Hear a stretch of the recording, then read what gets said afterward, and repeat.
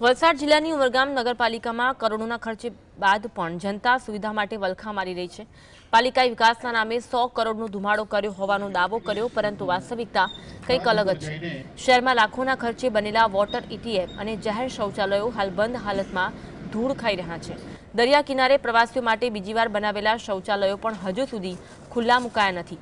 હાલમાં યોજાયેલા બીચ ફેસ્ટિવલમાં હજારોની મેદની ઉમટી પડી હતી, છતાં સત્તાધીશોએ લોકોની સુવિધા માટે તાળું ખોલવાની તસ્દી લીધી ન હતી। સ્થાનિકો અને મીડિયાના અહેવાલો છતાં તંત્ર ઘોર નિંદ્રામાં છે। વલસાડ જિલ્લાની ઉમરગામ નગરપાલિકા હાલ 100 કરોડના વિકાસના કામોની જે છે તે પોતાની એક પુસ્તિકા બહાર પાડી હતી। નાણામંત્રી પણ અહીં આવ્યા હતા અને એમણે પુસ્તિકાનું વિમોચન કર્યું હતું, પરંતુ જે છે તે એક વાસ્તવિકતા અલગ છે। ઉમરગામ બીચ ફેસ્ટિવલ હતો ત્યારે પણ જે અહીં શૌચાલય બનાવવામાં આવ્યા હતા એને તાળા લાગ્યા છે।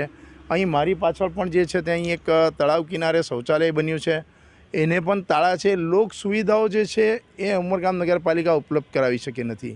વિકાસની વાતો થાય છે, 100 કરોડના વિકાસના કામો કર્યાનો દાવો કરવામાં આવે છે, પરંતુ ખરેખર જે વાસ્તવિકતા તે અલગ છે।